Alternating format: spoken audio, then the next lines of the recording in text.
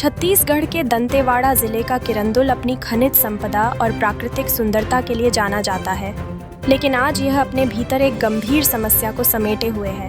नक्सलियों का शहरी नेटवर्क यहाँ गहराई से जड़ जमा चुका है, जिसमें स्थानीय दुकानदार, ठेकेदार और सप्लायर शामिल हैं। इस स्थिति ने न केवल स्थानीय जनता के जीवन को खतरे में डाल दिया है, बल्कि इसके लिए सरकार के प्रयास भी निराशाजनक सिद्ध हो रहे हैं। नक्सली गतिविधियों का निरंतर होना इस बात का संकेत है कि उन्हें आर्थिक और भौतिक सहायता भेंट की जा रही है। किरंदुल के कुछ मेडिकल स्टोर्स जैसे अर्जुन मेडिकल स्टोर उनकी स्वास्थ्य आवश्यकताओं को पूरा करने में मदद कर रहे हैं। इन मेडिकल स्टोर्स द्वारा जीवन रक्षक दवाइयों की आपूर्ति और एक्सपायरी दवाइयों का भंडारण इन अवैध गतिविधियों का हिस्सा बन गया है, जिससे उनकी कमाई में इजाफा हो रहा है।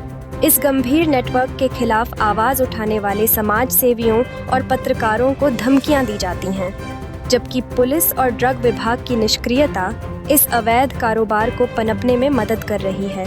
अगर इस समस्या के प्रति समय रहते ठोस कदम नहीं उठाए गए, तो आने वाले दिनों में मासूमों की जानें और भी खतरे में पड़ सकती हैं, जिससे क्षेत्र में अशांति का माहौल बना रहेगा। दंतेवाड़ा से रणवीर सिंह की रिपोर्ट। देखिए, आपकी बात बिल्कुल सही है। यहाँ पे मेडिकल स्टोर वालों की मनमानी तो है। 4-5 मेडिकल स्टोर है यहाँ पे संचालित है, और मैं आपको बता दूँ कि सिर्फ कैंप के श्रमिक लोग ही यहाँ दवा नहीं लेते हैं। एनएमडीसी के जो परमानेंट वर्कर हैं, उनको भी एनएमडीसी के हॉस्पिटल से सही दवा नहीं मिलने की वजह से वो लोग भी मेडिकल स्टोर से ही दवा खरीदते हैं। इसलिए छोटा शहर होने के बाद भी 5 से 6 दुकानें हैं जो अच्छे से चलती हैं, और ऐसा भी सुनने में आया है कि ये लोग बिना डॉक्टर की पर्ची के भी दवा बेच देते हैं, और ऐसी भी दवाएं हैं उसमें कुछ जिसको सरकार ने बैन किया हुआ है, ऐसी खबर मिली है।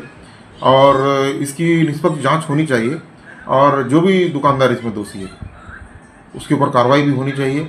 और जो ड्रग कंट्रोलर बोर्ड है, उनको तो समय समय पर आके निरीक्षण करना भी चाहिए, लेकिन बैलाडीला में मैंने देखा नहीं कभी कोई भी ड्रग कंट्रोलर आके यहाँ किसी भी मेडिकल स्टोर का निरीक्षण किया हो।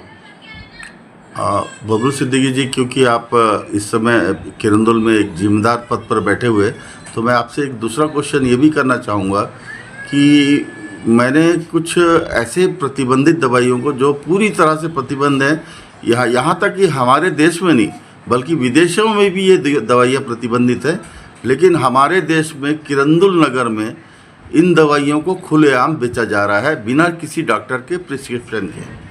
इस संबंध में आपका क्या कहना है? नहीं, सही खबर है। हमको भी ऐसी खबर मिली है कि मेडिकल स्टोर वाले चंद पैसों के लालच में बिना डॉक्टर की पर्ची के दवा बेच देते हैं, और बहुत बार ऐसा केस भी यहाँ पे आया है, उसका साइड इफ़ेक्ट हुआ है और कुछ लोगों की जानें भी गई हैं यहाँ पे।